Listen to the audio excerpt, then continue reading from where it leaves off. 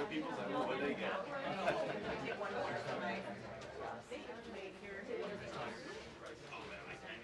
Taylor. Really? Should I just like frisbee it? Yeah. And pass it to the doctor. Thank you. Potentially, people still will be up on the street, so if you're home. That's okay. Hello. Yeah, they're being passed around.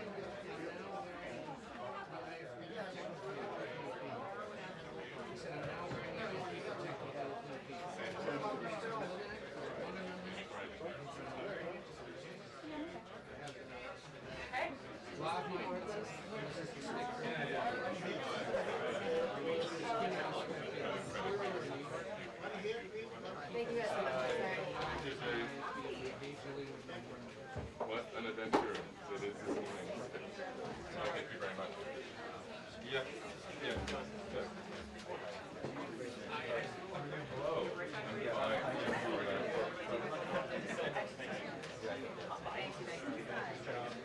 Will the president Thank you very much.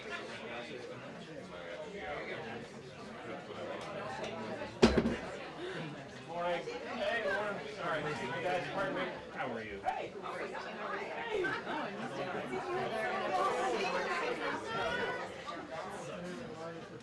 You can see.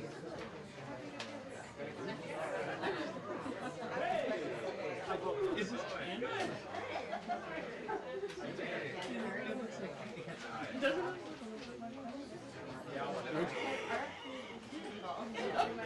It's actually bridging lots of different stuff. Okay. It's synergy. He had it in a large soda.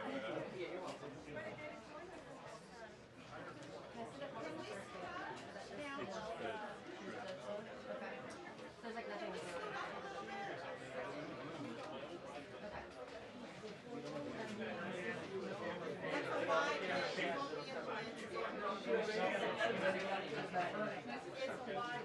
It's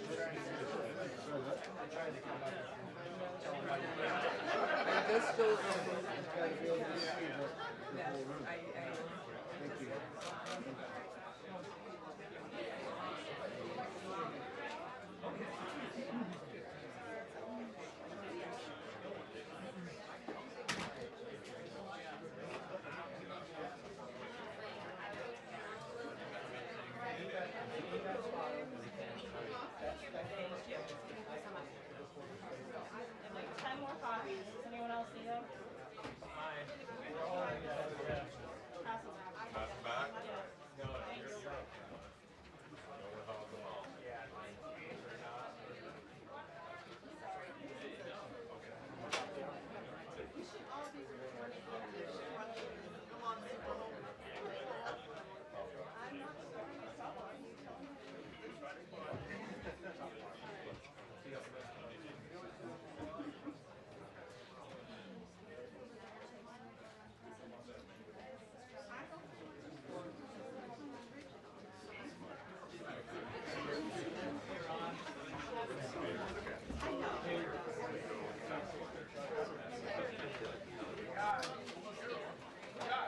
Last time.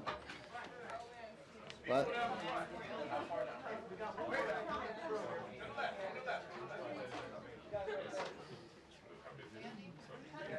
Everybody good?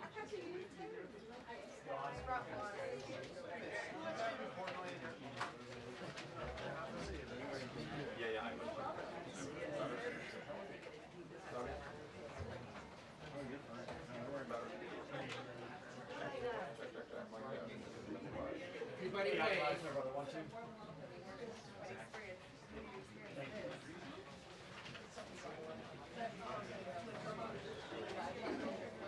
Hey, Ed, how you doing this morning? You're smiling. As well. We need more joy in this world, Ed. Come on. Yeah. Do you have a preference on length?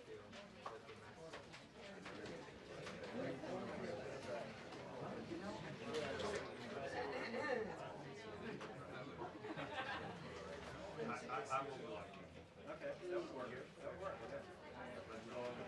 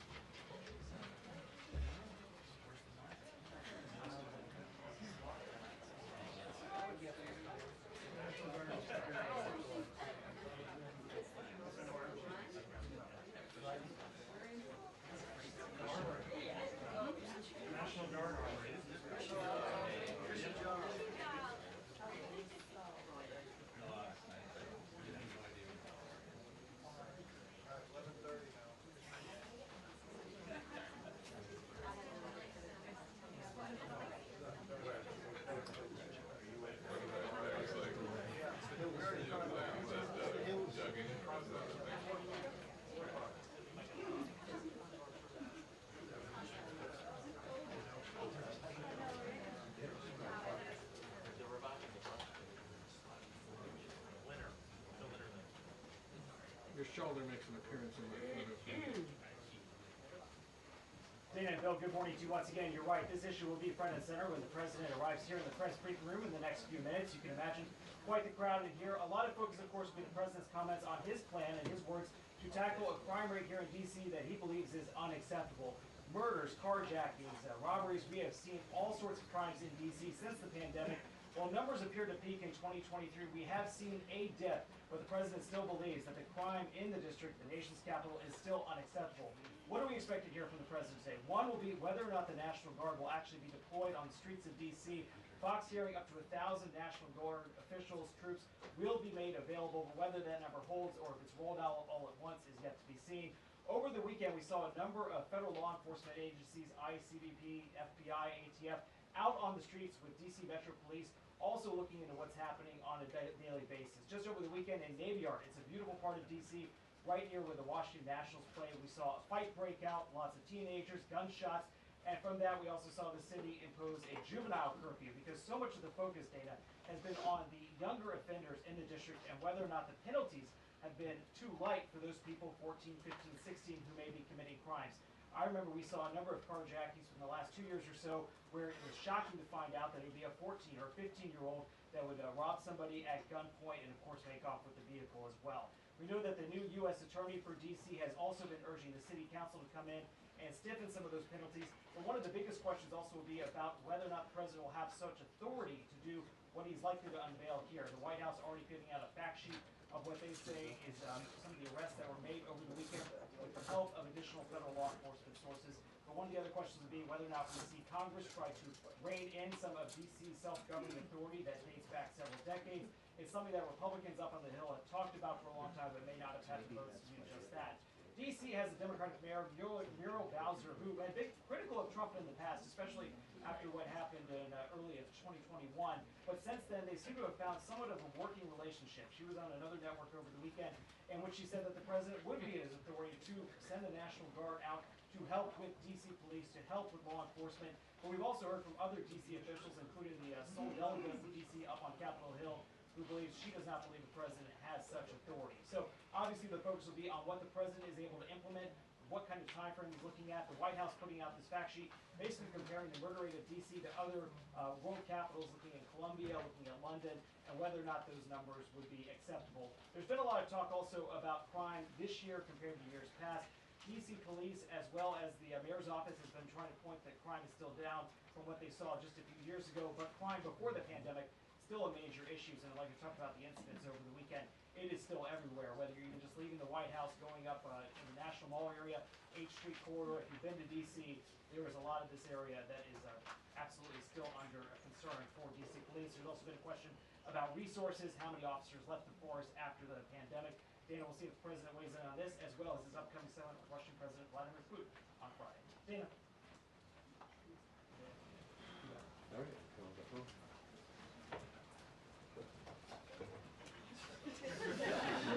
Thank you, guys. Good job.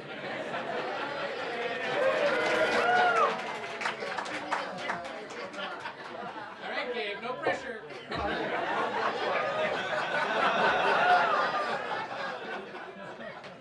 Next. Yeah, who's next? Yeah, next. You didn't do it, Gabe.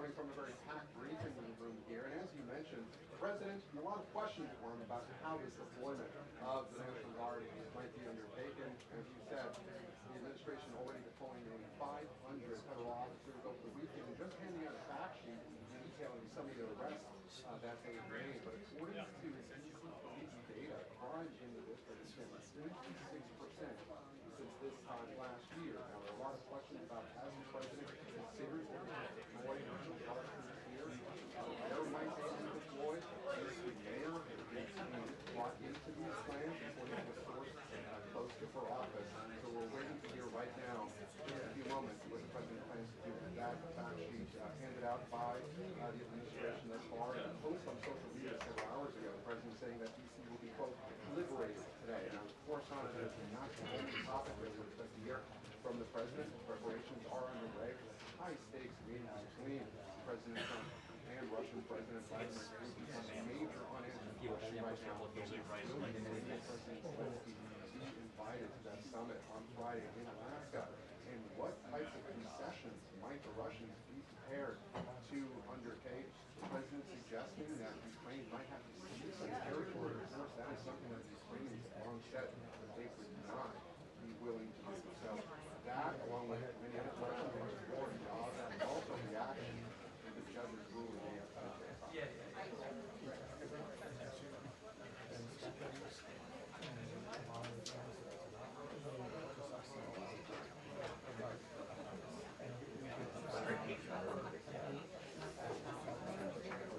So quiet.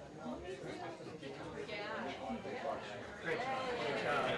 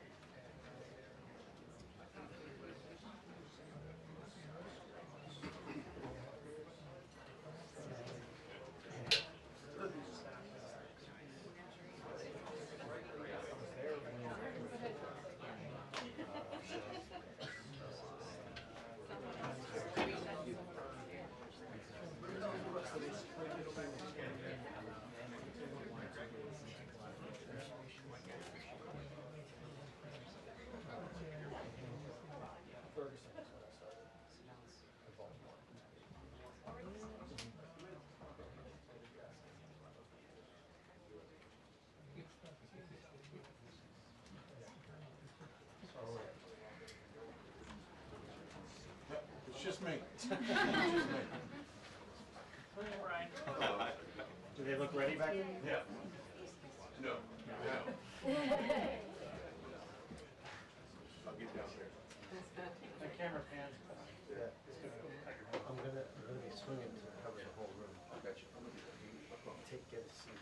Yeah, I will. They're not, it's not in and out right now.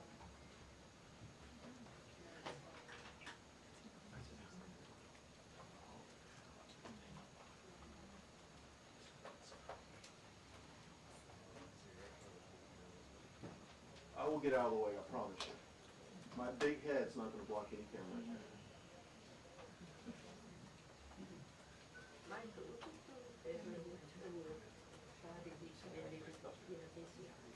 Thank you.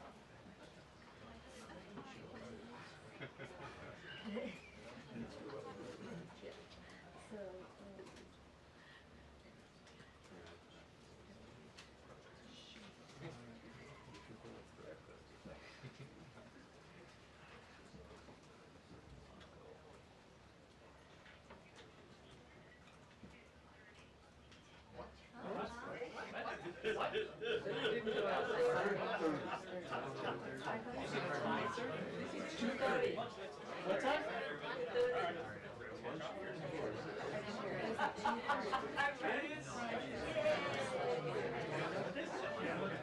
I'm gonna go ahead. Man of the people.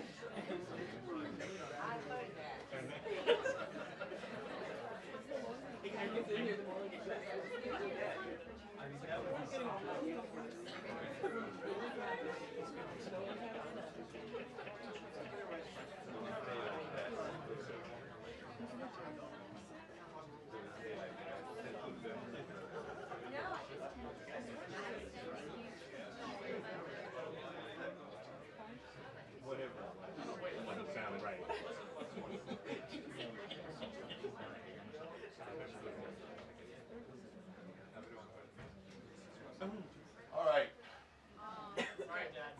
They made no official announcements, so I don't know whatever you heard will come from them. So it's still a standby.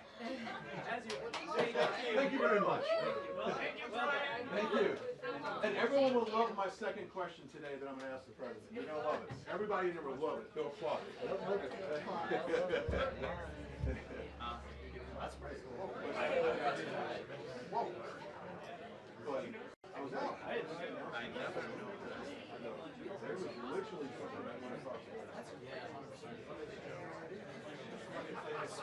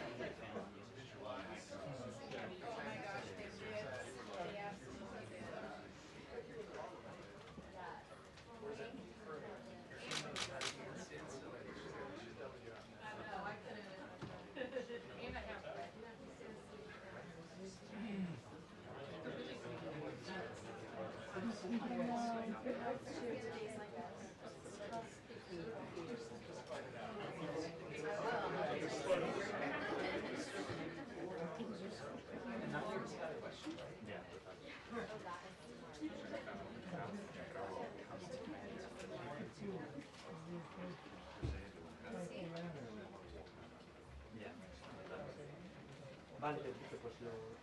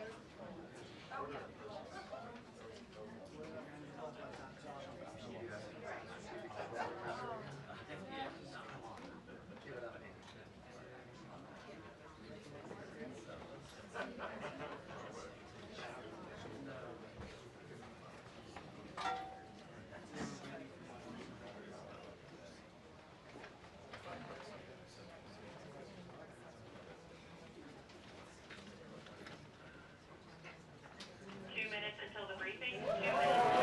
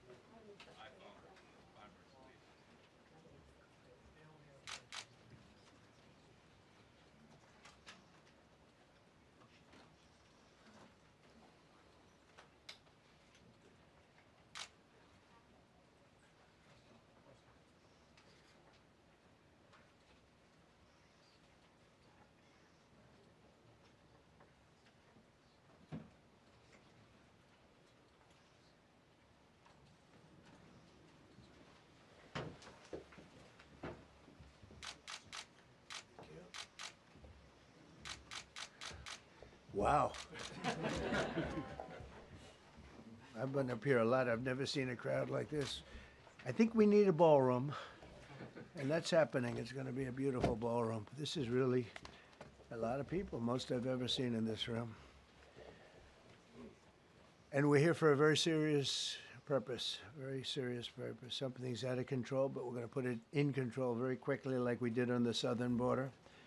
I'm announcing a historic action to rescue our nation's capital from crime, bloodshed, bedlam, and squalor, and worse. This is Liberation Day in D.C., and we're going to take our capital back. We're taking it back. Under the authorities vested in me as the President of the United States, I'm officially invoking Section 740 of the District of Columbia Home Rule Act. You know what that is? And placing the D.C. Metropolitan Police Department under direct federal control, and you'll be meeting the people that will be directly involved with that. Very good people, but they're tough, and they know what's happening, and they've done it before.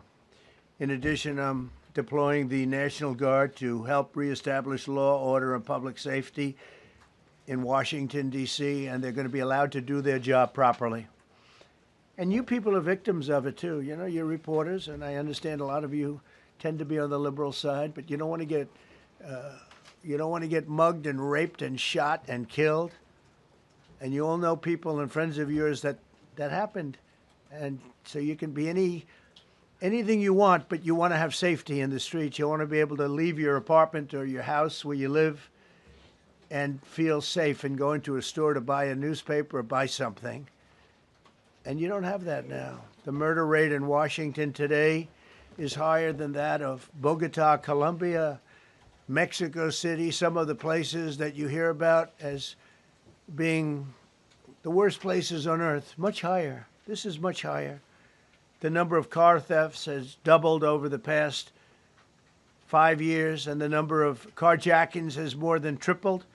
Murders in 2023 reached the highest rate probably ever. They say 25 years, but they don't know what that means because it just goes back 25 years. Can't be worse. Our capital city has been overtaken by violent gangs and bloodthirsty criminals, roving mobs of wild youth, drugged out maniacs and homeless people. And we're not going to let it happen anymore. We're not going to take it. Just like we did on our southern border. Nobody comes through our southern border anymore. 3 months in a row, we had zero. I don't know if that's right, but the people that do the work, it's a very liberal group of people, actually, and they actually said zero for the last 3 months. Nobody thought a thing like that was possible. And, you know, when you take a look at numbers, I just saw some charts. These are different cities throughout the world. Red is, okay, the red is a place called Washington, D.C. Look at these. Baghdad we doubled up on Baghdad. Panama City, Brasilia, San Jose, Costa Rica, Bogota, Colombia, heavy drugs. Mexico City, I mentioned, Lima, Peru, all double and triple what they are. So do you want to live in places like that? I don't think so. I don't think so. And I think the people in this room, if you wrote correctly, you'd see, look at the kind of numbers we have. D.C., 41 per 100,000, number one that we can find anywhere in the world. Other cities are pretty bad, but they're not as bad as that. Is that where you want to live? The reporters of the world? Juvenile offenders and crimes against persons, as they say. It's getting worse. Not getting better, it's getting worse. And we had a recent indication. There was a story about a man who was just left. He quit because he was asked to do phony numbers on crime. And we're going to look into that. I think Pam is going to be looking into that. But he was asked by the city, I guess, that we don't want to show the real numbers. Let me do numbers so it looks like it's going down. Not going down. And under Biden, it was a disaster. And nobody did anything about it. We're going to do things about it like you wouldn't believe.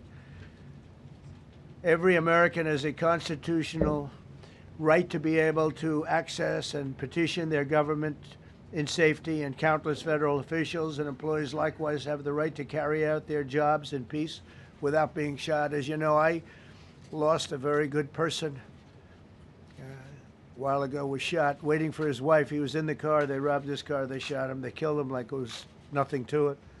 She was walking to the car. It's a horror show. This issue directly impacts the functioning of the federal government and is a threat to America, really. It's a threat to our country. We have other cities also that are bad, very bad. You look at Chicago, how bad it is. You look at Los Angeles, how bad it is. We have other cities that are very bad. New York has a problem. And then you have, of course, Baltimore and Oakland. We don't even mention that anymore. They're so far gone. We're not going to let it happen. We're not going to lose our cities over this.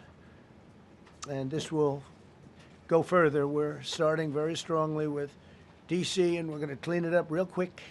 very quickly, as they say. Days ago, a former member of the Doge staff was savagely beaten by a band of roving thugs after defending a young woman from an attempted carjacking. He was left dripping in blood. He thought he was dead, with a broken nose and concussion. Can't believe that he's alive. He can't believe it. In June, a 21-year-old congressional intern was tragically killed after being hit by a stray bullet in a drive-by shooting. A former Trump administration official named Mike Gill, fantastic person, was murdered last year in cold blood in a carjacking blocks away from the White House. We all knew him. Great person.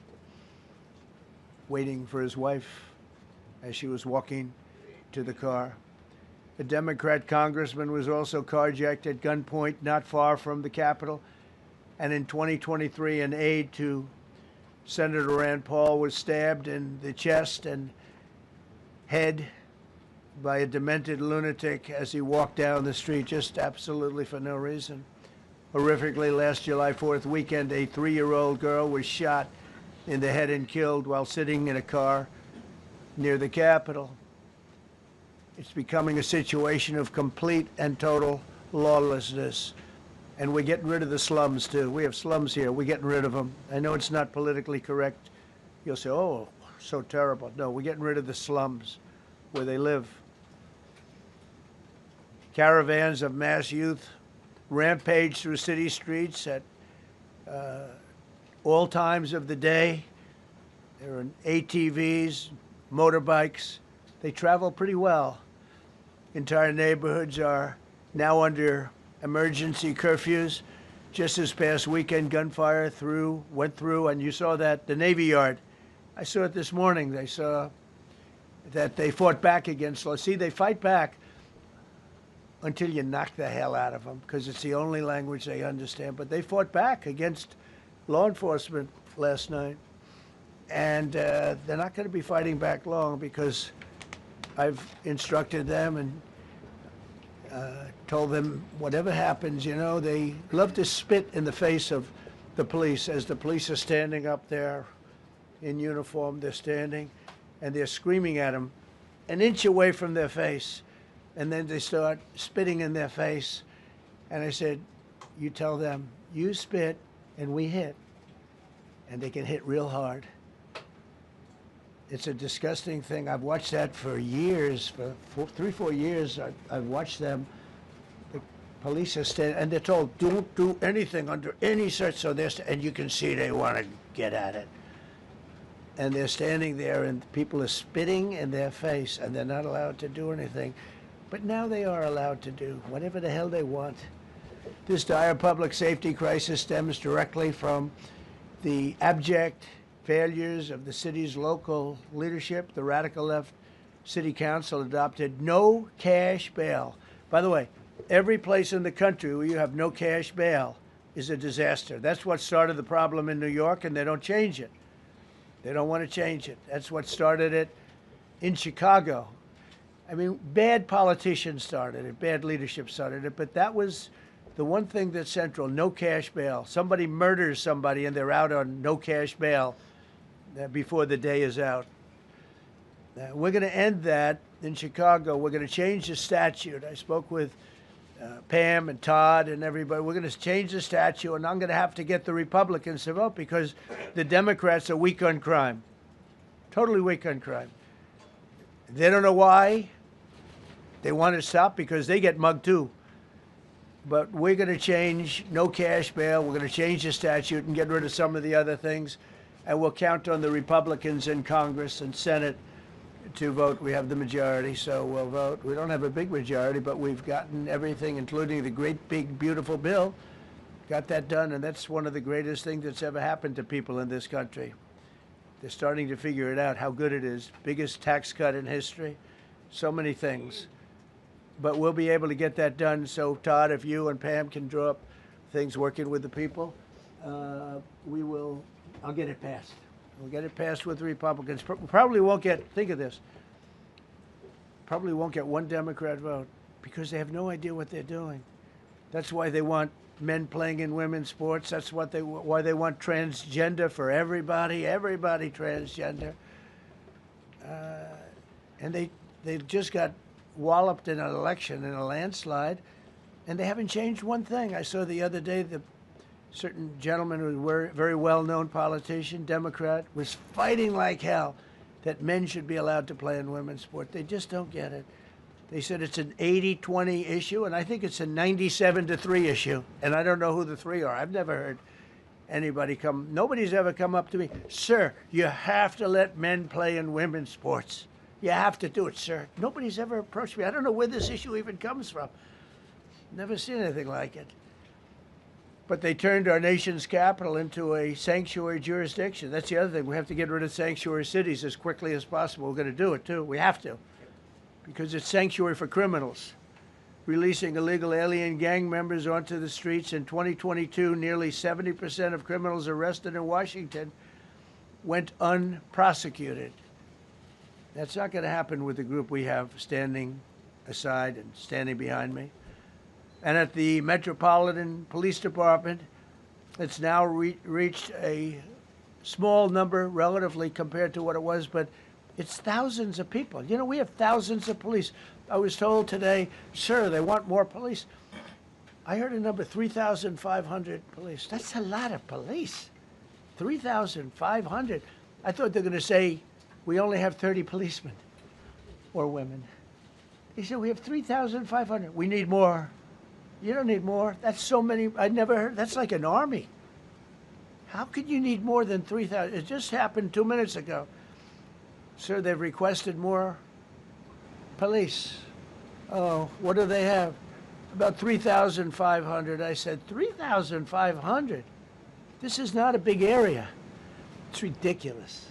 What you need is rules and regulations, and you need the right people to implement them. And we have the right people here, that I can tell you.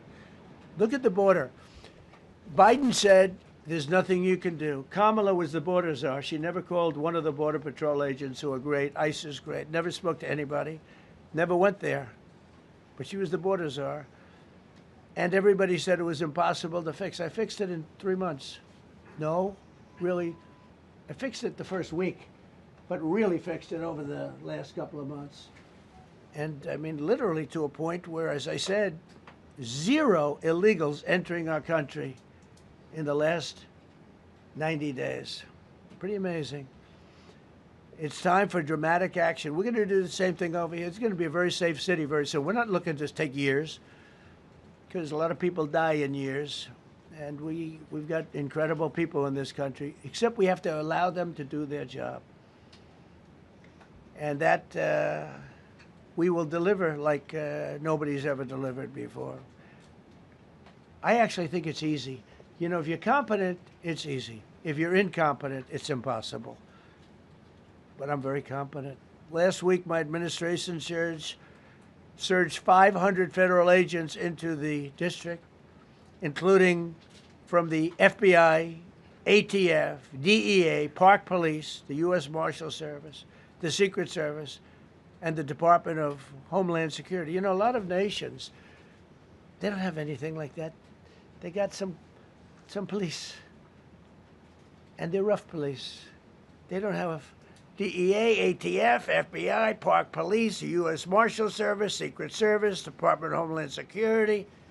They got some police, but they're rough police, and they do their job. They don't have crime. We're not going to have crime either. They made dozens of arrests, and that's what starts to happen. Again, cashless bail. Watch what we do with that. Today, we're formally declaring a public safety emergency. This is an emergency. This is a tragic emergency. And it's embarrassing for me to be up here. You know, I'm going to see Putin. I'm going to Russia on Friday. I don't like being up here talking about how unsafe and how dirty and disgusting this once beautiful capital was, with graffiti all over the walls. It's another part of it, by the way, because we're talking about safety, but we're also talking about beautification. We have the most beautiful, potentially, capital in the world. We always had.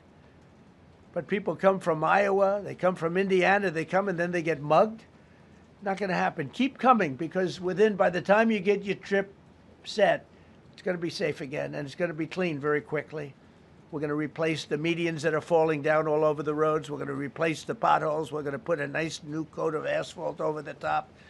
No, we don't have to rip the road out and spend 7 years building a new road because they cut everything. Because some designers said, well, we need a 1/4 of an inch more turn for safety reasons. No, we're going to do it right. We're going to get it done quickly. So today we're declaring public safety emergency in the District of Columbia, and Attorney General Pam Bondi, who's fantastic, is taking command of the Metropolitan Police Department as of this moment. And I'll be making the appropriate notifications to Congress and to the mayor, our new DEA administrator, who's one of the top in the country. He better be Terry. If you're not, I'm going to get rid of you so fast. Terry Cole. Terry, thanks. Very good. We just got him. Most highly recommended person. And you'll be designated as the interim federal commissioner of the Metropolitan Police Department. Okay? And you run them tough. They're good. You have a lot of good people. You have people that shouldn't be there. You also have people that shouldn't be there. They got in there because of woke. But you have a lot of great police. And those people are the ones that want to help you. This city will no longer be a sanctuary for illegal alien criminals. We will have full, seamless, integrated cooperation at all levels of law enforcement, and we'll deploy officers across the district with an overwhelming presence. You'll have more police, and you'll be so happy because you'll be safe. When you walk down the street, you're going to see police, or you're going to see FBI agents. We're going to have a lot of agents on the street. And you're going to have a lot of essentially military, and we will bring in the military if it's needed. By the way, we're going to have National Guard, but Pete Hegseth will tell you about it. We will bring in the military if needed. People say, "Oh, that's so terrible. He's going to bring in." It's been used many times over the years. I don't think we'll need it. I think we've got so many great people, including the people that are in the police department with proper leadership. They'll immediately begin massive enforcement operations targeting known gangs, drug dealers, and criminal networks to get them the hell off the street, maybe get them out of the country, because a lot of them came into our country illegally. They shouldn't have been allowed in. They come from Venezuela. They come from all over the world. We're going to get them the hell out. They won't be here long. But some of these people, a lot of them, are homegrown criminals. And these are bad people. These are rough people. And this is just a list of some of the people that were given to me today that were criminals removed from the D.C. streets this weekend. They were rough and tough. But we're rougher and tougher. Look at these people here. Nothing, you know. They're not going to be your local school teacher. Look at this guy. He has killed people numerous times. They're not going to be an asset. They will never be an asset to society. I don't care. I know we all want to say, oh, they're going to be rehabbed. It's not going to be rehabbed. I'm going to ask Doug Burgum to come up and say a couple of words because he's in charge, as you know. He's Interior, but he's in charge of the U.S. Park Police. And I've heard so many great things about the Park Police. They're proud of it. They've been there for a long time. Their families oftentimes grow into the roles. They love the country. They love this area. So, Doug, could you say a few words, please? Thank you, Mr. President. On behalf of the U.S. Park Police, this is the oldest federal police force in the nation. They were formed in 1791 by none other than President George Washington. They've got the awesome responsibility of protecting our nation's most sacred monuments. The National Mall, Washington Monument, Jefferson Memorial, Lincoln Memorial, Statue of Liberty, and out west, the Presidio and the Golden Gate area. These folks have tens of millions of visitors a year, the kind of people that President Trump's talking about that come from around the country and around the world to see our sacred and learn about our history and our sacred monuments. They've been doing a fantastic job, but they are so pleased, the rank and file, that President Trump is now allowing them to enforce the law. As those of you that live in the city may know that the circles and the triangle parks that are spread throughout D.C. are actually federal park property. So the U.S. Park Police also have responsibility for that. These became littered with homeless camps under the Biden administration. All of you saw that. Since President Trump's executive order on March 27th, making D.C. safe and beautiful again, the U.S. Park Police have removed over 70 homeless camps. And President Trump also talked about beautification. They're stopping and enforcing the laws against graffiti on our monuments. They've removed over 80 specific attacks against our history with graffiti on our monuments. So they continue to do a great job, whether it's in their vehicles, on foot, or on the mounted police that you see around the National Mall. And President Trump, they thank you. The rank and file is so happy to be enforcing the law again. Thank you for your leadership, and they're excited about the announcement you're making today. Thank you, very good. Great job you're doing. Thank you very much. Pete, could you say something about the military, if you would? Well, Mr. President, it's an honor to be here. And at your direction this morning, we've mobilized the D.C. National Guard. It'll be operationalized by the Secretary of the Army, Dan Driscoll, through the D.C. Guard. You will see them flowing into the streets of Washington in the coming week. At your direction as well, sir, there are other units we are prepared to bring in. Other National Guard units, other specialized units. They will be strong, they will be tough, and they will stand with their law enforcement partners. This is nothing new for DOD. As the President noted, at the border, we've got 10,000 troops down there who've been operating in defense cooperation areas, defense zones, where there's zero illegal crossings because of troops on strikers scanning the border. We've been protecting other people's borders for 20 years. It's about time we protect our own, and we're working with ICE and CBP. In Los Angeles, we did the same thing, working with the California National Guard, working with ICE officers. ICE officers deserve to do their job and not be attacked. We will work alongside all DC police and federal law enforcement to ensure this city is safe, this city is beautiful, and as I always say about President Trump to the troops, he has their back. And my message to the National Guard and federal law enforcement in Washington is, we have your back as well. Be tough, be strong, we're right behind you. Thank you, Mr. President. I'm going to ask Pam, because she's now, as you heard me say, she's really in charge of a lot of what we're talking about. She's done an incredible job. People are going to start to see the fruits of her labor. And Pam, maybe you could say a few words about what we're talking about here. Sure, President. Let me be crystal clear. Crime in D.C. is ending and ending today. We are going to use every power we have to fight criminals here. President, thank you for caring about our capital. Families come here every summer. Our museums are free. We have the National Zoo. We have the National Gallery. DC should be a place where everyone can come and feel safe. Behind me and to my side, we have some of the best career law enforcement and prosecutors in the country who are ready to take this on. As the President said, Terry Cole is going to be supervising the Metro Police Department. Gaddy Serralta, our U.S. Marshal, is going to be supervising command and control, the entire operation. Our Deputy Attorney General, Todd Blanche, and I will be working with them closely, along with our great FBI Director, Kash Patel. Kash is going to talk to you in a minute about what we did in Virginia recently with Governor Youngkin. Many of you covered that, and it was tremendously successful. Not only that, our secret weapon here in D.C.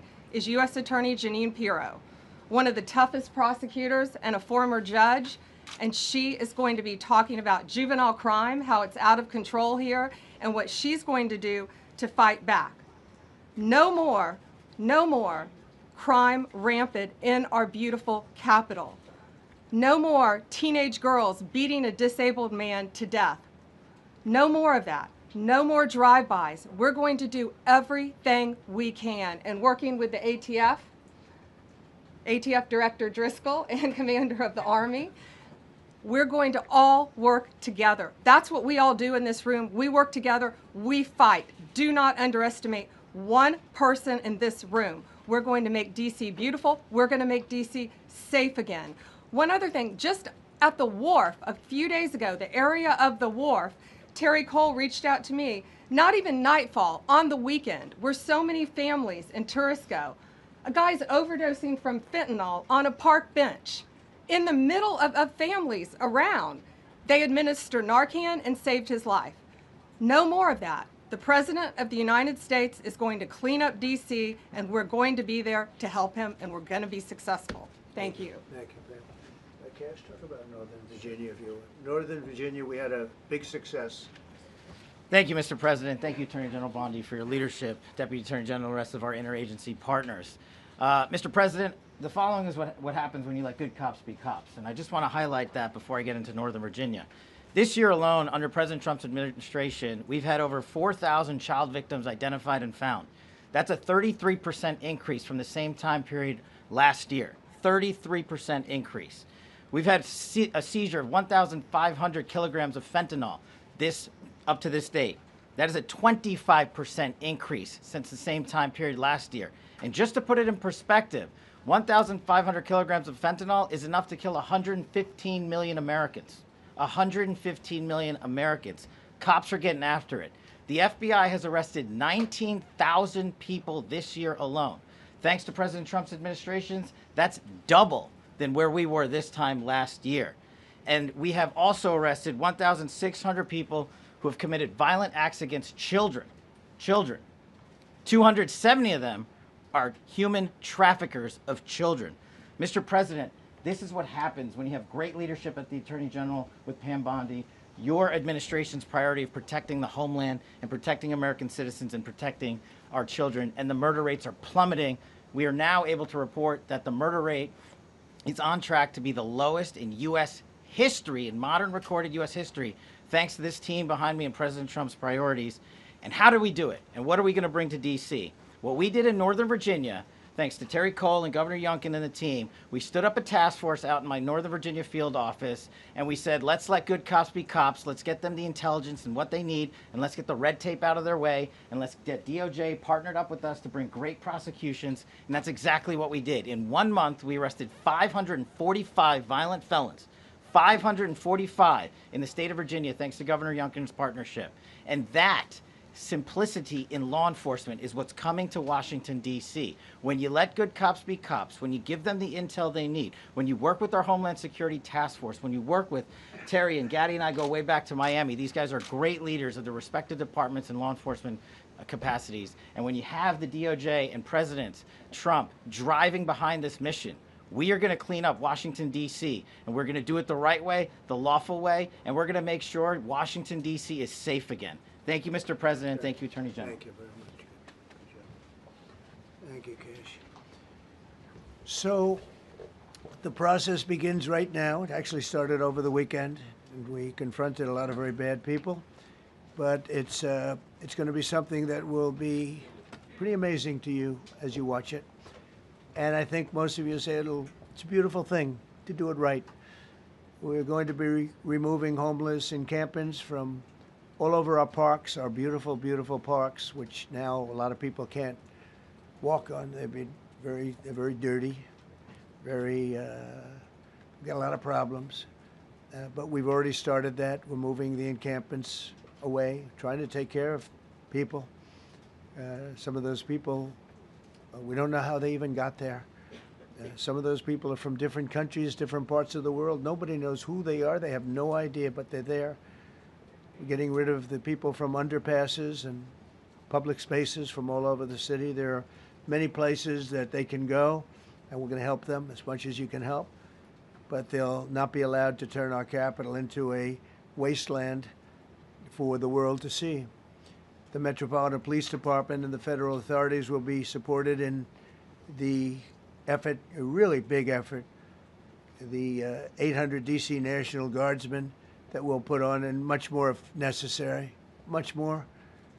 You remember I said, I offered 10,000 once. Remember I said to a certain person, person who I thought always was highly overrated, not very competent, but I said, if you need them, we'll give you 10,000 of the military or the National Guard. They turned me down.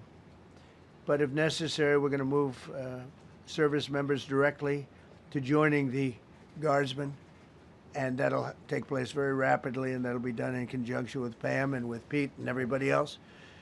Washington, D.C. should be one of the safest, cleanest, and most beautiful cities anywhere in the world, and we're going to make it that. We're going to make it safe. We're going to make it smart. Going to make it beautiful, so beautiful. Some of the buildings, we're going to add to it. You see what we've done at the White House. White House is a whole different building. I do that in my part-time because it's a natural instinct as a real estate person. I was very good at that, and I was very good at fixing things up. I like fixing things up. You see what's happening. The marble floors are being reinstalled, renovated, fixed. The whole place is becoming very beautiful. We're going to be adding a magnificent ballroom, most beautiful ballroom, I think, anywhere. We need it. I would have certainly loved to have had it today. I think we would have filled it up. A lot of you are standing outside, can't get in this room. I've never seen the room like this, which tells me that you want to talk about, I mean, this was a D.C. news conference. It tells me that you want to talk about crime in D.C. and beautification of D.C., but I'm going to put that's easy. And I think, frankly, fixing the crime with the pros, fixing the crime is easy, too. A person who I've known for a long time, and she's been incredible. She was a fantastic, one of the best ever district attorneys in New York. She was in Westchester, and she became a judge, very successful judge. And then she went into show business because she was such a good DA and such a good judge, tough judge, but fair, always fair. Nobody ever complained about that, but she was tough. And because of that and her reputation, she went into showbiz. So a lot of people don't, they think of Janine as showbiz. Actually, showbiz was not her thing. And she did great. She was on, along with a couple of other of my friends, on the #1 show.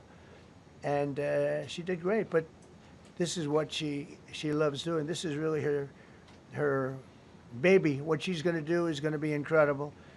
And I'd like to speak for just a few seconds on what she has in mind, what she wants to do. We're going to be appointing some judges. We have some open spots, and we're going to take people, because the judges are letting killers out. They just say, go, that's okay, don't worry about it. So we're putting some, Pam recommended, Todd recommended, some judges that are great. Janine recommended. Janine's given me 3 great candidates already. We have about 10 open spots, and we can probably create some more. We need them. Janine, would you say a few words, please? Thank you very much, Mr. President, and thank you, Madam Attorney General, and to all my partners here. We all want the same thing. We all want a safe city. We want a safe capital.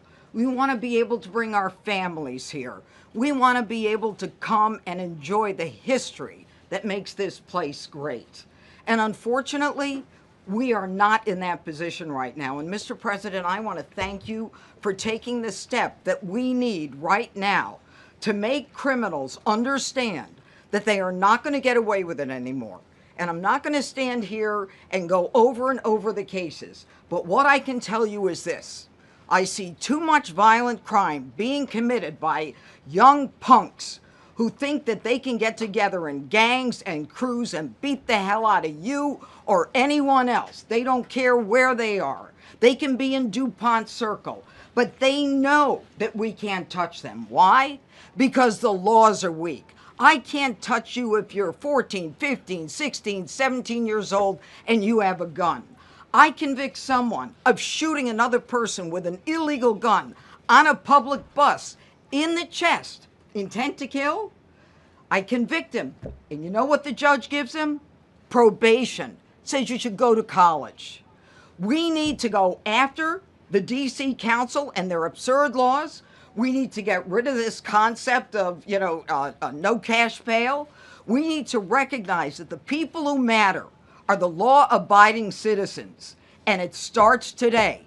But it's not going to end today, because the president is going to do everything we need to do to make sure that these emboldened criminals understand we see you, we're watching you, and we're going to change the law to catch you. And my final note is this. These kids understand that the jurisdiction is through the State Attorney General, Brian Schwab. I did a poster of the young man from Doge who was beaten bloody with a severe concussion, a broken nose. And then I did a poster of what happens to those kids, because I can't arrest them, I can't prosecute them. They go to family court, and they get to do yoga and arts and crafts. Enough. It changes today. Thank you, Mr. President. Thank you, Jim. You're welcome. Great job. Thank you. If I could, I just signed some executive orders. I'd like to have Will please come up and we'll let the people know what we signed. Do you want to put them down? Yes, sir. Go ahead. A short while ago in the Oval Office, President Trump signed 2 crucial executive actions to deal with the emergency crime conditions we currently face in the District of Columbia. The first of these was an executive order, as President Trump said before, invoking his powers under Section 40 of the Home Rule Act to take federal control of the D.C. Metropolitan Police Department. Along with that executive order, President Trump signed the statutorily required notification letters to Mayor Bowser and to the relevant House and Senate committee leaders. The second major executive action that President Trump signed was a presidential memorandum directing the Secretary of Defense to utilize the National Guard to address the conditions we see on our streets here in D.C. It also authorized the Secretary of Defense to work with state governors to utilize their National Guard units if necessary as well. These are bold, decisive steps intended to combat the out-of-control crime conditions we've seen on D.C.'s streets for far too long, and I, for one, am deeply proud to be part of an administration that's finally coming to terms with these issues, sir. Thank you very much. Sir. Thank you. So, just to conclude, Washington, D.C. should be one of the safest, cleanest, most beautiful places anywhere in the world. It was years ago. We had one problem that was a pretty big problem. The radical left got out of control and they started trying to rip down statues. And I said, let's go pass a law real fast. We're going to do it real fast. But we were blocked by the Democrats who do not want safety. Nobody gets it. I don't get it. They don't get it because they can't get votes. I don't know how they can win an election with this, but they don't want safety. And I found an old statute, very old, early 1900s, that said if you so much as touch or even think about destroying a statue or a monument in Washington, D.C., you go to jail for 10 years with no probation, no anything. In other words, slightly different than we have today. Today we have cashless bail. There you get jailed 10 years. No curtailed sentence, 10 years. And we took it out. Nobody used it. It was never used because, you know, it's harsh. And you remember they started to rip down the statue of Abraham Lincoln. I said, that's a tough one to rip down. He was pretty good, Pam. I think he was pretty good. When the ropes started going around Abraham Lincoln to pull him down, Andrew Jackson, others, and they were heading to the Jefferson Memorial, Thomas Jefferson. They're going to do a big number there. I said, it's time. And I signed that statute immediately. We had it updated. We made it use the same language, all passed by Congress.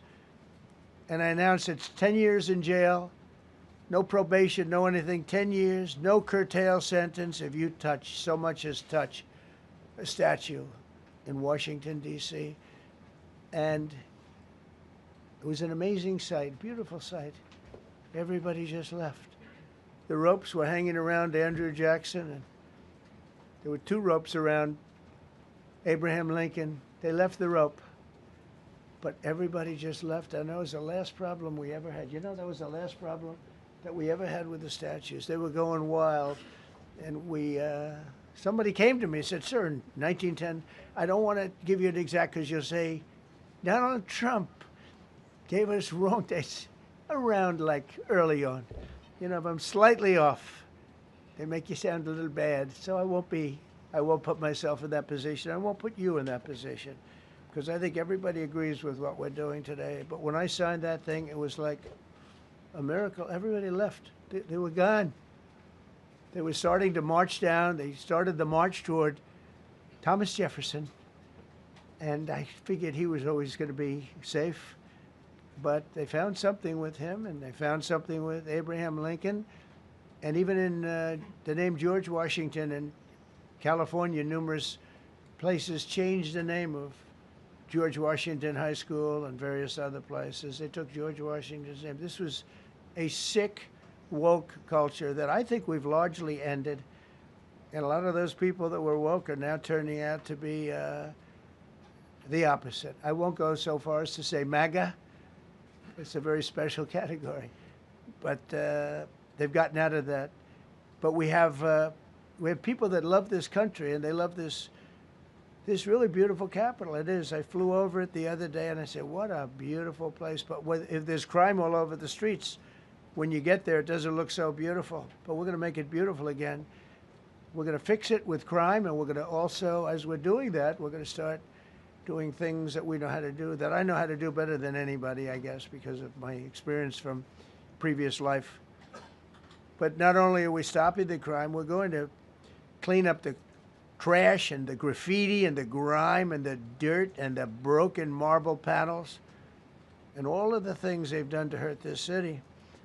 And we're going to restore the city back to the gleaming capital that everybody wants it to be. It's going to be something very special.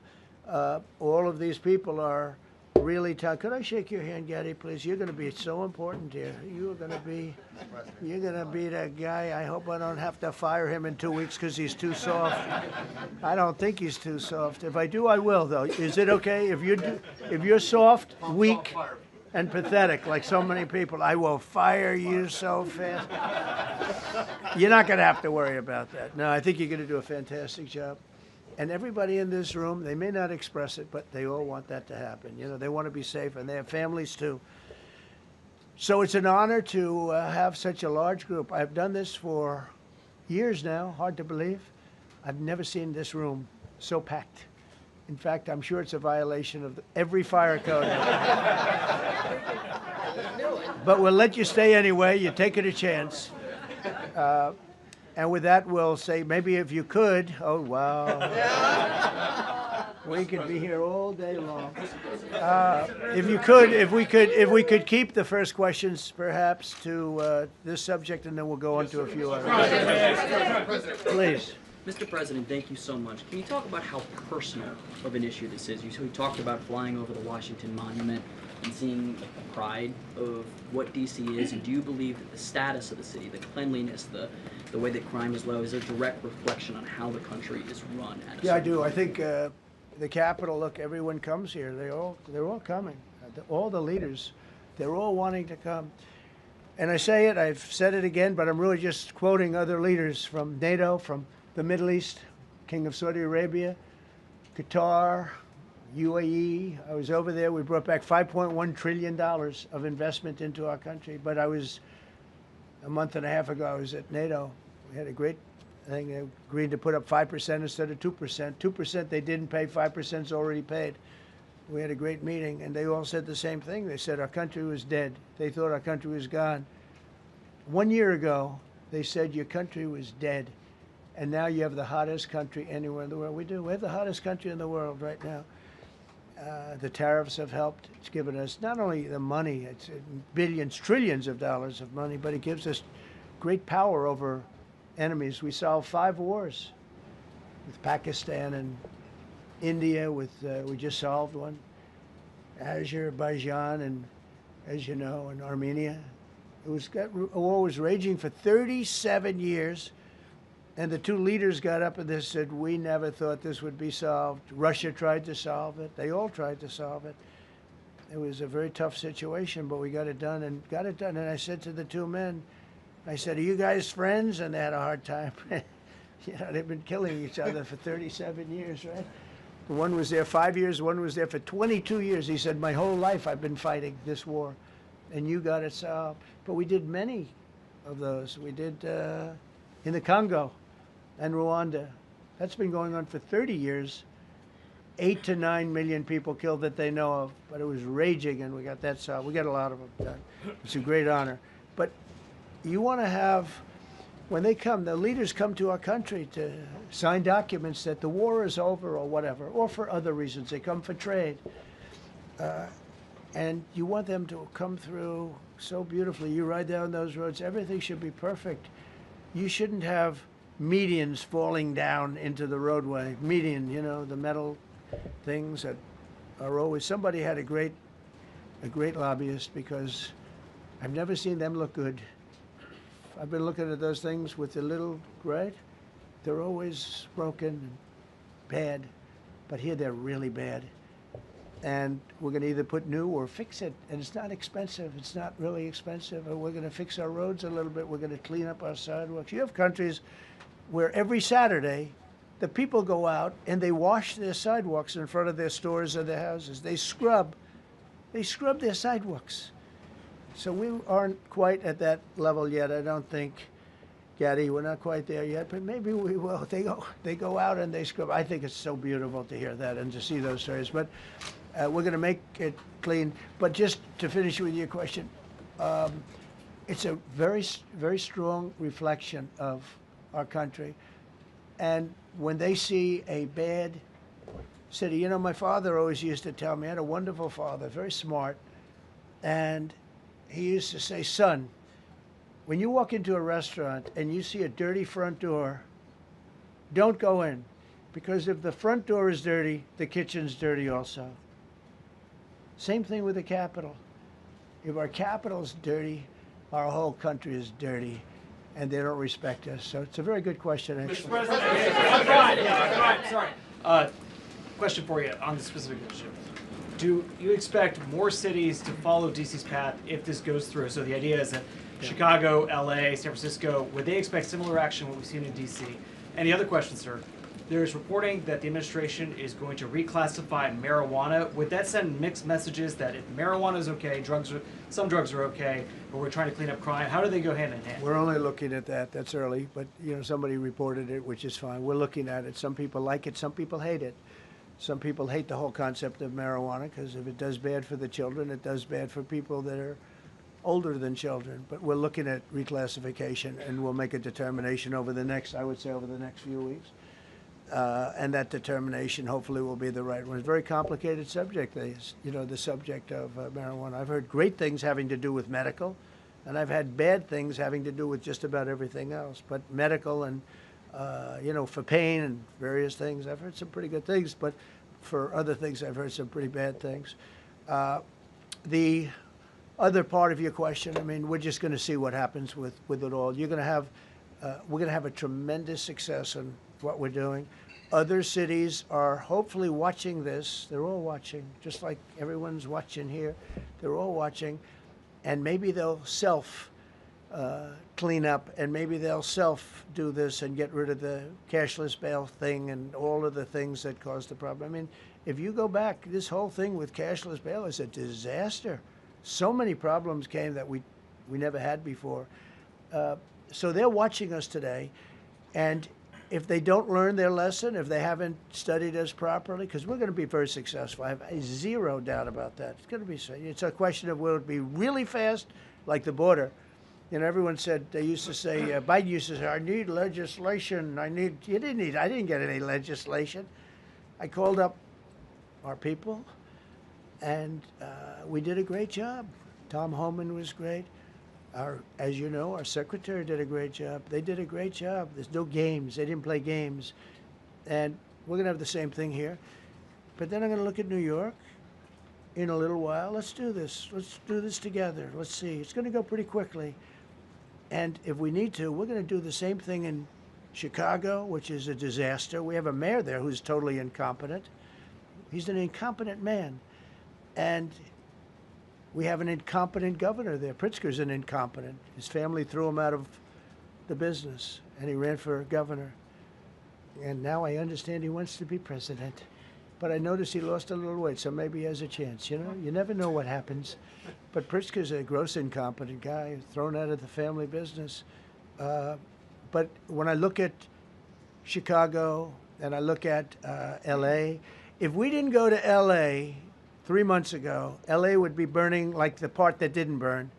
If he would have allowed the water to come down, which I told him about in my first term, I said, you're going to have problems. Let it come down. We actually sent in our military to have the water come down into L.A. They still didn't want it to come down after the fires. But that was it. We have it coming down. But hopefully L.A. is watching. That mayor also. The city's burning. They lost like 25,000 homes. I went there the day after the fire. You were there, and I saw people standing in front of a burned down home. It was, their homes were incinerated. They weren't like, even the steel was literally it was all warped and literally disintegrated because of the winds and the flame and the whole thing. It was like a blowtorch. They were standing on this beautiful day, maybe a couple of days after. We gave it a little time because what they had suffered. Almost 25,000 homes. And you see what's happening now. They didn't give their permits. I went to a town hall meeting. I said, we're going to get you the federal permits, which are much harder. Almost immediately, Lee Zeldin is a star. He did an incredible job. They have all their federal permits. They don't have their city permits. And the mayor said to me, we think we could have them in 2 years. I was walking down the street, and I met with firemen and police. And I was saying hello to many people that were standing in front of their homes with yellow tape. You can't go in. You can't go onto the lot. And those people wanted to start rebuilding their homes then and there. And the mayor said, we should be able to get them the permits within 2 years. I said, that's a shame. 2 years? Are you kidding? I'm going to get them the federal permit like almost immediately. 2 years. And she roared back, well, maybe 1 year. The place was booing her out of the place.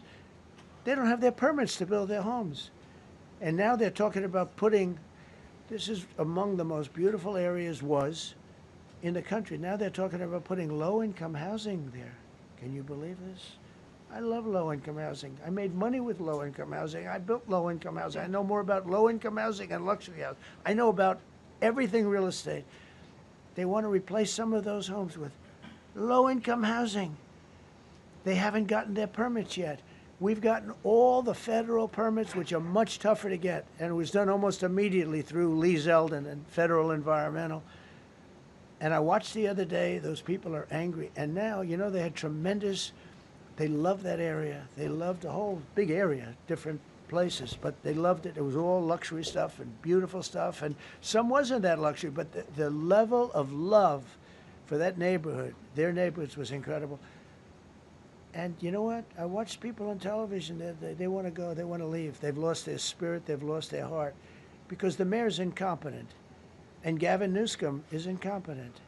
He's got a good line of bullshit, but that's about it. He's incompetent. And you have Los Angeles is, you know, it's amazing. You know, I called, the first thing I did, I got the Olympics to go there. I was the one that got it. And by a rare thing that happened, I'll be the president. I was very upset because I got the Olympics there, and I said, I won't be president when it comes. But bad things happened, and illegal things happened, really illegal things happened. Now it turns out one good thing was I'm going to be the president for the Olympics for 2050, for 250, which is going to be fantastic, and also for the World Cup. So we have a lot of good things, and I hope 250 is going to be, the 250th anniversary is going to be the best. But when I looked at those people, and I saw last night on television that they still don't have their permits, it's a disgrace what's happened in Los Angeles. Yeah, thank you. The China tariff deadline is tonight. Do you plan to extend that? We'll see what happens. China's been, we've been dealing very nicely with China, as you probably have heard. They have tremendous tariffs that they're paying to the United States of America. And we'll see what happens. They've been dealing quite nicely. The relationship is very good with President Xi and myself. President, you mentioned your upcoming meeting with President Putin. Can you tell us what you hope to get out of that and whether you consider inviting President Zelensky to join? So you have to understand, this is a war that should have never happened. This is a war that wouldn't have happened if I were president. It would have never happened. It was the apple of his eye. I got along very well with President Putin. But if you look, under President Bush, they took a lot of territory. Under President Obama, they took a lot of territory. Under Biden, they essentially took the whole thing. You know, it's just a question of time. Under Trump, you know what they took? Nothing, nothing. I was the one that said, you can't build your pipeline. That was half built.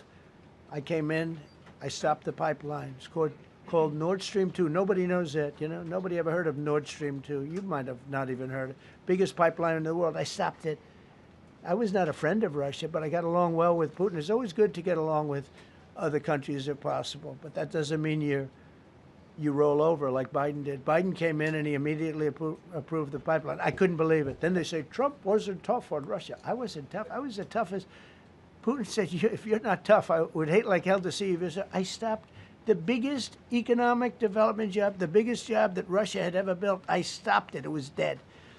And there's low IQ president came in and he let them build a pipeline and supply oil and gas all over Europe, you know. So this is really a feel-out meeting a little bit. And President Putin invited me to get involved. He wants to get involved. I believe he wants to get it over with. Now, I've said that a few times, and I've been disappointed because I'd have like a great call with him, and then missiles would be lobbed into Kiev or some other place, and you'd have 60 people laying on a road dying.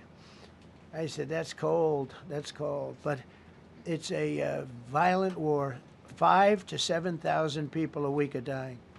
And you know, there's nobody from here. They're all Russian and Ukrainian people, and some people from the cities, much smaller number, but still, those missiles do damage and they kill a lot of people, but mostly soldiers. And they're young soldiers, although in the case of Ukraine, they're getting much older. They're drafting 60-year-olds now. It's a terrible thing to witness, and I think I have an obligation. Look, this is Joe Biden's war. This is not my war. I made a deal with NATO a month ago. You covered it very accurately, actually. We don't pay anything anymore. You know, we're not paying anything. They are buying things from us, and NATO is paying us. I got it raised from 2% of GDP to 5%. And they're paying us for everything that we send. We're not paying. But Biden approved $350 billion. Europe has spent $100 billion. The money that's been spent and the death is incredible. It's the worst thing that's happened, by far the worst that's happened since World War II. So I'm going in to speak to Vladimir Putin. And I'm going to be telling him, you got to end this war. You got to end it. And he wasn't going to mess with me. This war would have never happened. You know, we had a discussion about it one time, and we never had that discussion again. Would have never happened. And when the election was rigged, and then Biden took office, which was barely took office, the auto pen took office, bad things started happening. Bad things, stupid things were said. And it ended up in a war. And you know, and I don't believe this will happen anymore because I have that pretty well covered. This could end up in a third world war. This could have been a third world war. I don't think that's going to happen now. But I thought it was very respectful that the president of Russia is coming to our country as opposed to us going to his country or even a third-party place. But I think we'll have constructive conversations. Then after that meeting, immediately, maybe as I'm flying out, maybe as I'm leaving the room, I'll be calling the European leaders who I get along with very well. And, you know, I have a great relationship, I think, with all of them. And I get along with Zelensky, but, you know, I disagree with what he's done. Very, very severely disagree. This is a war that should have never happened, wouldn't have happened. But I'll be speaking to Zelensky. The next meeting will be with Zelensky and Putin, or Zelensky and Putin and me. I'll be there if they need. But I want to have a meeting set up between the two leaders. I was a little bothered by the fact that Zelensky was saying, well, I have to get constitutional approval. I mean, he's got approval to go into war and kill everybody, but he needs approval to do a land swap because there'll be some land swapping going on. I know that through Russia and through conversations with everybody to the good, for the good of Ukraine.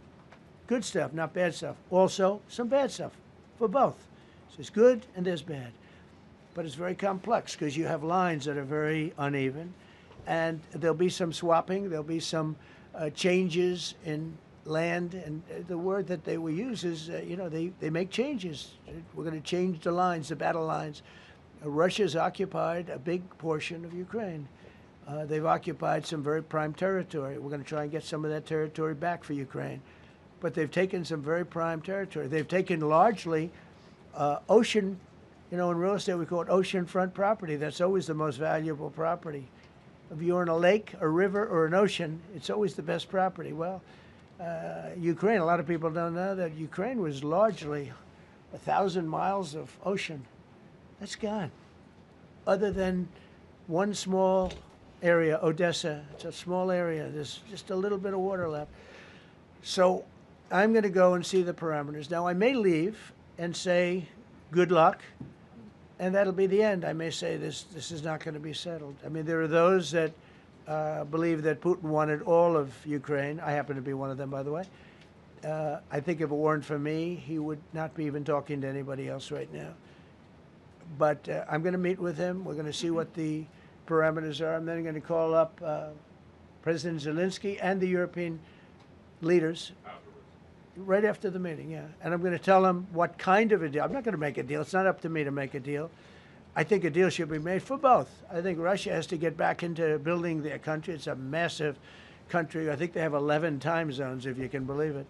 It's a massive, it's by far, from the standpoint of land, it's by far the largest. They have tremendous potential in Russia to do well. They're not doing well. Their economy is not doing well right now because it's been very well disturbed by this. It doesn't help when the President of the United States tells their largest or second largest oil buyer that we're putting a 50% tariff on you if you buy oil from Russia. That was a big blow. And then they say, gee, he wasn't so tough. Nobody else would have done that. And I haven't stopped there. I mean, look, I was all set to do things far bigger than that, but I got a call that they'd like to meet, and I'm going to see what they want to meet about. I'd like to see a ceasefire. I'd like to see the best deal that could be made for both parties. You know, it takes two to tango, right? So ultimately, I'll have a meeting next week. I had a great relationship with him, considering the fact that, I was not nice to him because of the pipeline. I ended the pipeline. I also gave the javelins. Do you ever hear of a javelin? Javelin is called a tank buster. They say that Obama gave them sheets and I gave them javelins. If it weren't for me, all those tanks that were destroyed at the first days of the war because the tanks got stuck in the mud, some commander made a better. They would have been in Kiev in 4 hours going down the highway. But a Russian general made a brilliant decision to go through the farmland instead. And they just had torrential rains, and the rains were so bad, and it was mud, and those tanks got stuck in the mud. I don't know who that general is, but knowing Vladimir, he's probably not around any longer because all those tanks were stuck in the mud, and they went along with the javelins. I gave them the javelins. You know that, right? I gave them javelins. They gave them sheets. But I'm going to meet with President Putin, and we're going to see what he has in mind. And if it's a fair deal, I'll reveal it to the European Union leaders and to the NATO leaders, and also to President Zelensky. I think out of respect, I'll call him first, and then I'll call them after. And I may say, lots of luck, keep fighting, or I may say we can make a deal. I will tell you this. I've seen a poll coming out of Ukraine. 88% of the people would like to see a deal made. And if you go back 3 years, everybody was gung-ho for war. Everybody's gung-ho for war until you have it. It's an amazing thing. I had it with a couple of countries where I couldn't get a deal done with one particular country. And I just couldn't. The guy's great. He's a friend of mine. Great. Good leader. Tough as hell. I couldn't get the deal done. And then he went into war for a short period of time. You know where I'm talking about. First term. And it was nasty. Guys being killed all over the place. And he went through 1 week of war, and I was able to get the deal done. He said, this is nasty. Yes, please. Yeah, just to follow up on what you were saying there. First of all, Volodymyr Zelensky is not invited on Friday? He wasn't a part of it. I would say he could go, but he's gone to a lot of meetings. He's been there for 3.5 years. Nothing happened. And what is the definition? I mean, do you want somebody that's been doing this for 3.5 years? What's the definition of a good deal? I'll tell you after I hear what the deal is. Because there could be many definitions. You're talking about a very large and complex situation. Now, I tell you, the war that I just settled with Azerbaijan and with, as you know, in Armenia was almost as complex as this one, having to do with routes, trade. Successful meeting on Friday with Vladimir Putin. Well, we're going to have a meeting with Vladimir Putin, and at the end of that meeting, probably in the first 2 minutes, I'll know exactly whether or not a deal can be made. How will you know that? Because that's what I do. I make deals. Yeah, please, go ahead. Yeah, thank you, Mr. President. I'm going to ask you 2 questions, one about China, one about Russia, if I could. On China, your administration agreed to send the most advanced or advanced NVIDIA and AMD chips. No, obsolete. No. Obsolete chip. Well, and then 15% of the profits. You mean the come 20s? Back. No. This is an old chip that China already has. And I deal with Jensen, who's a great guy, and NVIDIA. The chip that we're talking about, the H20, it's an old chip. China already has it in a different form, different name, but they have it. Or they have a combination of two will make up for it and even then some. Now Jensen Jensen's a very brilliant guy, and Jensen also has a new chip, the Blackwell. Do you know what the Blackwell is? The Blackwell is super duper advanced. I wouldn't make a deal with that, although it's possible I'd make a deal, a somewhat enhanced in a negative way Blackwell. In other words, take 30% to 50% off of it. But that's the latest and the greatest in the world. Nobody has it. They won't have it for 5 years. But the H20 is obsolete. You know, it's one of those things, but it still has a market. So I said, listen, I want 20% if I'm going to approve this for you, for the country, for our country, for the U.S. I don't want it myself. You know, every time I say like 747, I want, yeah, for the Air Force. So I just wanted, so when I say I want 20, I want for the country. I only care about the country. I don't care about myself. And he said, would you make it 15? So we negotiate a little deal. So he's selling a essentially old chip that Huawei has a similar chip, a chip that does the same thing. And I said, good, if I'm going to give it to you, because they have a, they have a stopper, what we call a stopper, not allowed to do it. It's really known as a restrictive covenant.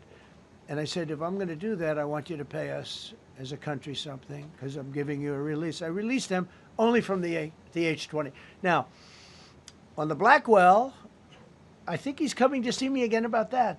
But that will be a unenhanced version of the big one. Like, I don't know if you know it, we will sometimes sell fighter jets to a country, and we'll give them 20% less than we have. Do you know what I mean, right? That's the same. So on Russia, do you see a time, Mr. President, when there could be normal trade between the U.S. and Russia? Should your meeting go well? Should there be peace? I do, yeah. Russia has a very valuable piece of land. If Vladimir Putin would go toward business instead of toward war, you know, it's a warring nation.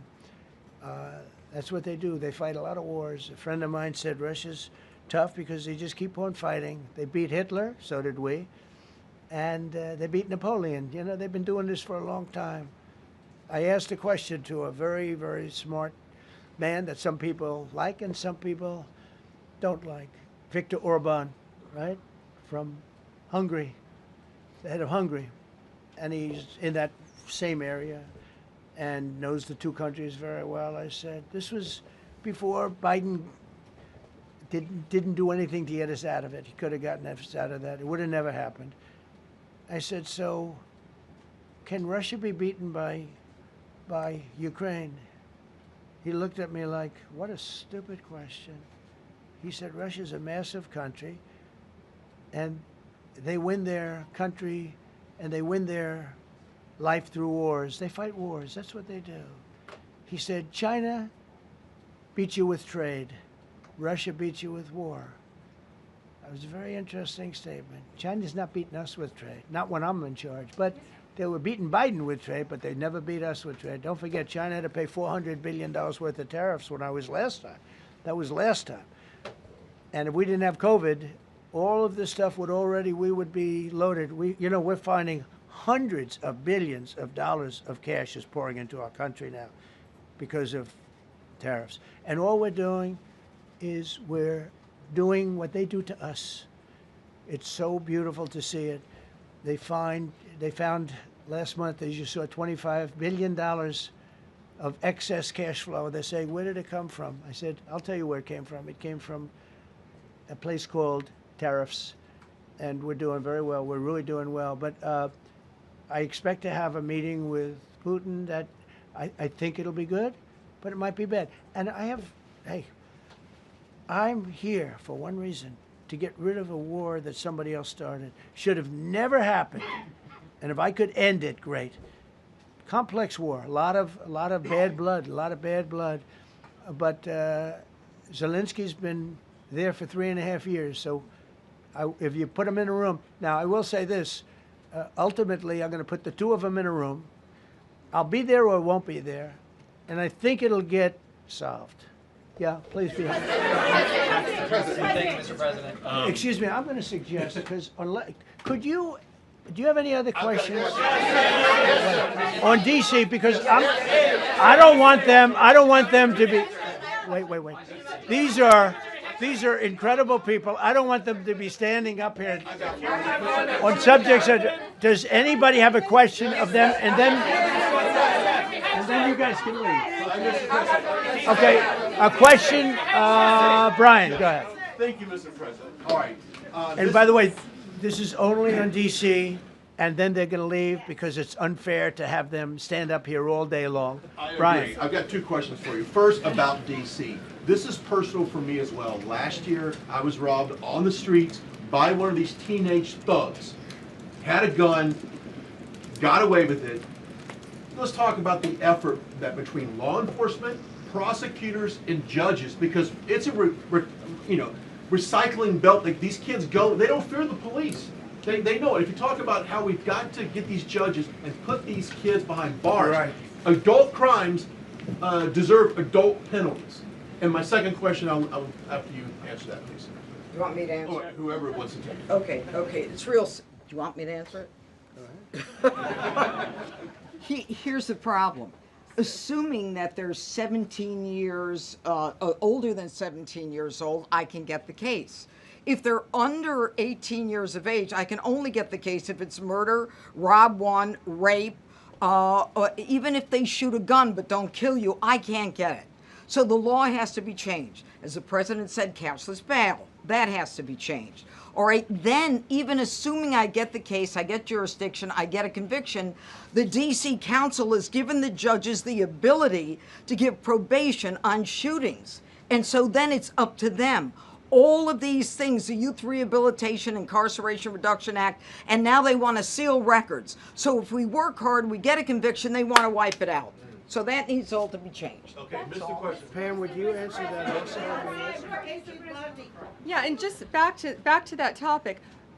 Let's be clear though. We're going to charge them, and we're going to track every single thing they do throughout every step of the court process and report back to you and let all of you know what's happening to them. Because the people who are prosecuting them, the judges who are trying them, they also need to be held accountable. Mr. President, you also made the comment. You made the comment you walked out here. This is the most people we've ever seen in this briefing. I've never seen ever, right? I've never seen any. Where's Caroline? Where's my superstar? Caroline. Is Caroline in the back?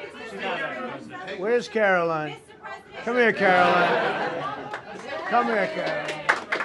Come here. Is she doing a good job, by the way? Come here, Caroline. Is this the largest crowd that you've ever seen? This is definitely the most packed briefing, and I think all of you would agree. I think it's why we need to build a ballroom. Mr. President, I have a better idea.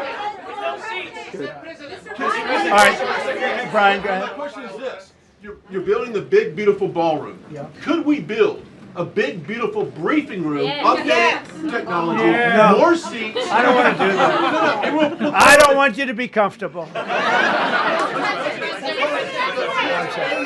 So no, I don't want to make life comfortable. So look. Let's just do this. Let's do this. It's going to be a big thing. We're going to Russia. That's going to be a big deal. What happens, happens. I'll let you know what happens. You'll be the first to know. I'll be calling the European leaders. I'm going with totally. I mean, we have a lot of talks. They're great people. They're great leaders, actually, and they want to get back. Honestly, as one of them said, I've OD'd on trying to settle Ukraine. They've OD'd, meaning they've overdosed on the settlement of Ukraine. Not a nice expression, but boy, is it accurate.